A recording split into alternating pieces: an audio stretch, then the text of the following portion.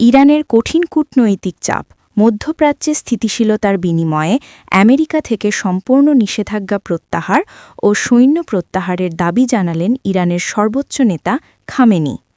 যুদ্ধবিরতি সত্ত্বেও গাজায় অস্থিরতা, ৫ ফিলিস্তিনি বন্দীকে মুক্তি দিলেও চুক্তির শর্ত ভঙ্গ করে ইসরায়েল গাজার বিভিন্ন স্থানে সামরিক অভিযান অব্যাহত রেখেছে। লোহিত সাগরে নতুন সংখ্যা, গাজা সংঘাতের জেরে ইয়েমেনের হুথি বিদ্রোহীরা কি আবারও ইসরায়েলের মূল ভূখণ্ডে আক্রমণ শুরু করার প্রস্তুতি নিচ্ছে? এই ছিল আজকের আন্তর্জাতিক খবরের প্রধান শিরোনামগুলি। বিশ্বের গুরুত্বপূর্ণ ঘটনাগুলির আরও গভীর বিশ্লেষণ ও নিয়মিত আপডেট পেতে অবশ্যই চ্যানেলটি সাবস্ক্রাইব করুন এবং বেল আইকনটি টিপে আমাদের সঙ্গে যুক্ত থাকুন। এতক্ষণ শুনছিলেন সংবাদ শিরোনাম, এখন বিস্তারিত।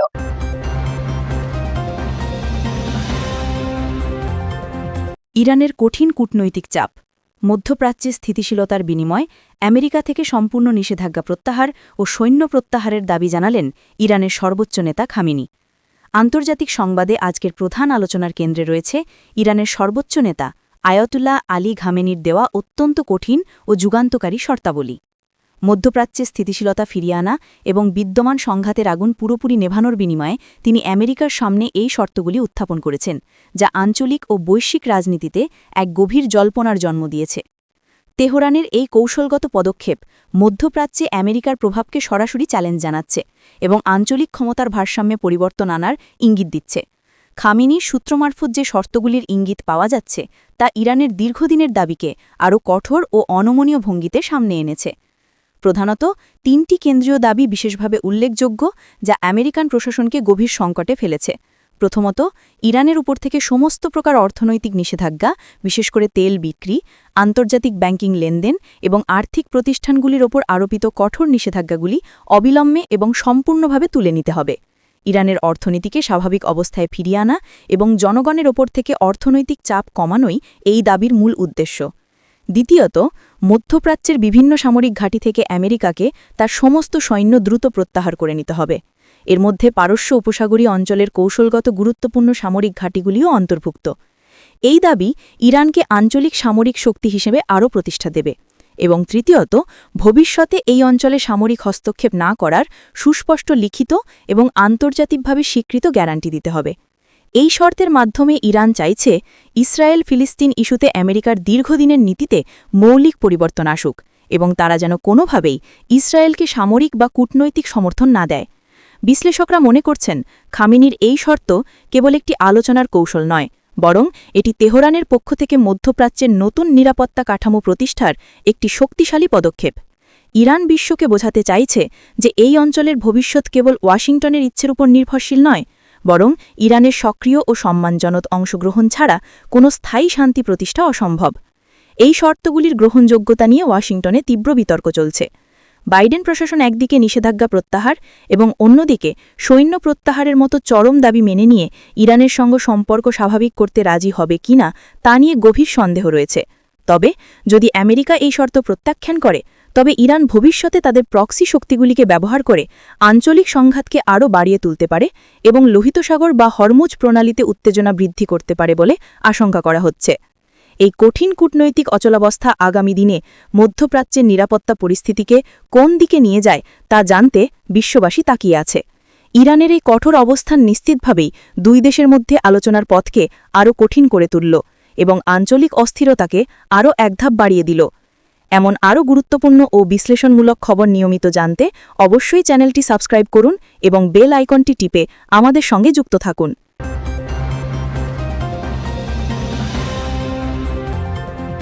যুদ্ধবিরতি সত্ত্বেও গাজায় অস্থিরতা, ৫ ফিলিস্তিনি বন্দীকে মুক্তি দিলেও চুক্তির শর্ত ভঙ্গ করে ইসরায়েল গাজার বিভিন্ন স্থানে সামরিক অভিযান অব্যাহত রেখেছে। এই মুহূর্তে বিশ্বের কেন্দ্রবিন্দুতে রয়েছে গাজা উপত্যকা, যেখানে একটি ভঙ্গুর যুদ্ধবিরতি চুক্তির মধ্যেও চরম অস্থিরতা বিরাজ করছে।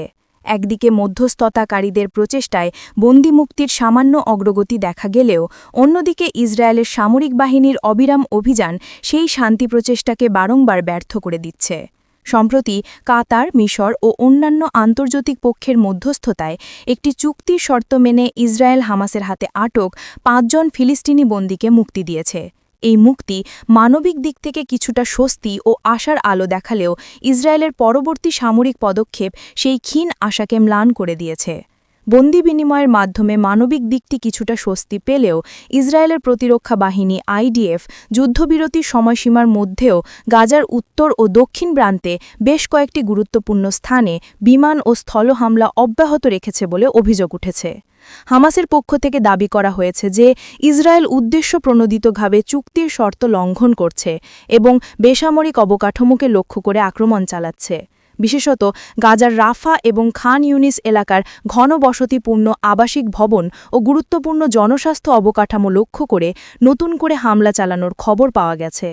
ফিলিস্তিনি স্বাস্থ্য মন্ত্রণালয়ের তথ্য অনুযায়ী এই অব্যাহত হামলায় বেসামরিক হতাহতের সংখ্যা বেড়েছে, যা যুদ্ধবিরতির মূল উদ্দেশ্যকেই প্রশ্নবিদ্ধ করেছে।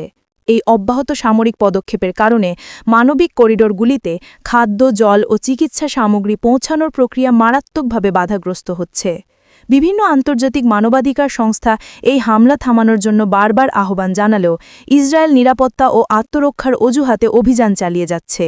তাদের দাবি, তারা কেবল সুনির্দিষ্টভাবে হামাসের সামরিক অবকাঠামো ও কমান্ডারদের লক্ষ্য করছে এবং বেসামরিক নাগরিকদের সুরক্ষার জন্য সতর্কতামূলক ব্যবস্থা গ্রহণ করছে। তবে আন্তর্জাতিক পর্যবেক্ষকরা বলছেন, যখন একটি যুদ্ধবিরতি কার্যকর থাকে তখন বেসামরিক এলাকা লক্ষ্য করে যে কোনো ধরনের সামরিক অভিযান চুক্তি লঙ্ঘনের শামিল এবং এর ফলে চুক্তির প্রতি আস্থা হ্রাস পায়। ৫ জন বন্দির মুক্তি নিঃসন্দেহে একটি ইতিবাচক পদক্ষেপ, কিন্তু সেই পদক্ষেপকে ব্যর্থ করে দিচ্ছে ইসরায়েলের অবিরাম আক্রমণ। এই পরিস্থিতিতে যুদ্ধবিরতির প্রকৃত উদ্দেশ্য ও কার্যকারিতা নিয়ে গুরুতর প্রশ্ন উঠেছে। আন্তর্জাতিক চাপ প্রয়োগের মাধ্যমে ইসরায়েলকে এই যুদ্ধবিরতি পূর্ণাঙ্গভাবে মেনে চলতে এবং মানবিক সহায়তাকে নির্বিঘ্নে গাজায় প্রবেশ করতে দিতে বাধ্য করা এখন সময়ের দাবি। এই সংঘাত যত দীর্ঘায়িত হবে ততই আন্তর্জাতিক আইনের লঙ্ঘন বাড়বে এবং আঞ্চলিক স্থিতিশীলতা আরও বিপজ্জনক হবে। গাজার মানুষের জন্য একটি স্থায়ী শান্তি প্রতিষ্ঠা এখন বিশ্ব নেতাদের সামনে সবচেয়ে বড় চ্যালেঞ্জ। এমন আরও গুরুত্বপূর্ণ ও বিশ্লেষণমূলক খবর নিয়মিত জানতে অবশ্যই চ্যানেলটি সাবস্ক্রাইব করুন এবং বেল আইকনটি টিপে আমাদের সঙ্গে যুক্ত থাকুন।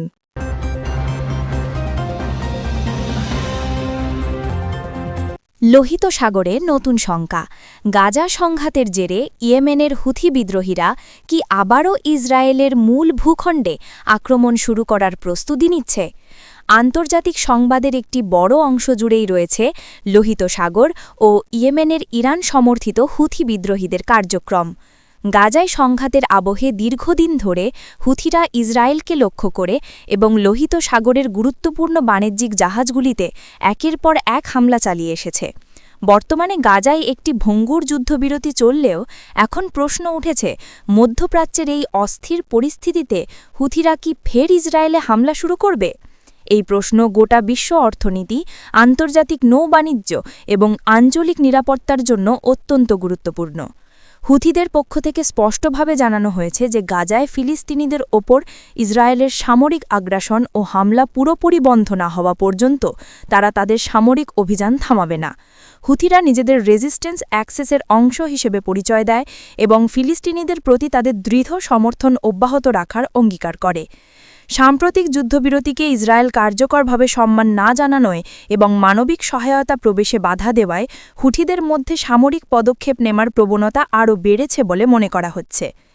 ইয়েমেনের এই বিদ্রোহী গোষ্ঠী অত্যাধুনিক ড্রোন ও দূরপাল্লার ক্ষেপণাস্ত্রের মাধ্যমে ইসরায়েলের দক্ষিণাঞ্চলীয় বন্দর ইলাত বা সামরিক লক্ষ্যবস্তুতে আঘাত হানার সক্ষমতা রাখে। বিশ্লেষকরা বলছেন, হুথিদের পরবর্তী হামলা হবে কিনা তা নির্ভর করছে দুটি প্রধান বিষয়ের ওপর। প্রথমত গাজা পরিস্থিতি এবং দ্বিতীয়ত ইরানের কৌশলগত নির্দেশ। যদি ইসরায়েলের হামলা আবার জোরদার হয় তবে ইরানের প্ররোচনায় বা স্বাধীনভাবে হুথিরা সম্ভবত দূরপাল্লার ড্রোন ও ক্ষেপণাস্ত্র ব্যবহার করে ইসরায়েলের সামরিক বা কৌশলগত লক্ষ্যবস্তুতে হামলা চালাতে পারে।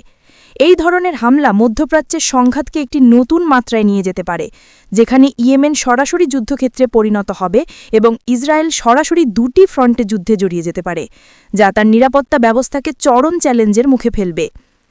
আন্তর্জাতিক নৌবাণিজ্যের ওপর হুথিদের আক্রমণের ভয় গোটা বিশ্ব অর্থনীতিকে অস্থির করে তুলেছে। লোহিত সাগরের এই গুরুত্বপূর্ণ জাহাজ চলাচলের পথে যদি নতুন করে হামলা শুরু হয় তবে ইউরোপ ও এশিয়ার মধ্যেকার প্রধান বাণিজ্যপথ ব্যাহত হবে। এর ফলে তেল ও পণ্যের দাম আবারও বাড়তে পারে এবং বৈশ্বিক সরবরাহ শৃঙ্খল ব্যাহত হতে পারে। যদি হুথিরা ফের হামলা শুরু করে তবে লোহিত সাগরে আমেরিকান ও পশ্চিমা নৌবাহিনীর সাথে তাদের সরাসরি সংঘাতের ঝুঁকি বাড়বে। এটি কেবল ইসরায়েল গাজা সংঘাত থাকবে না, বরং তা আঞ্চলিক প্রক্সি যুদ্ধে রূপ নেবে। হুথিদের পরবর্তী পদক্ষেপের দিকে তাই উদ্বেগ নিয়ে তাকিয়ে আছে আন্তর্জাতিক মহল, কারণ তাদের একটিমাত্র ভুল সিদ্ধান্ত মধ্যপ্রাচ্যে এক ভয়ঙ্কর বিপর্যয় ডেকে আনতে পারে। আন্তর্জাতিক সম্প্রদায় এখন হুথিদের সংযত রাখতে ইরানের ওপর চাপ সৃষ্টি করার চেষ্টা করছে। এমন আরও গুরুত্বপূর্ণ ও বিশ্লেষণমূলক খবর নিয়মিত জানতে অবশ্যই চ্যানেলটি সাবস্ক্রাইব করুন এবং বেল আইকনটি টিপে আমাদের সঙ্গে যুক্ত থাকুন।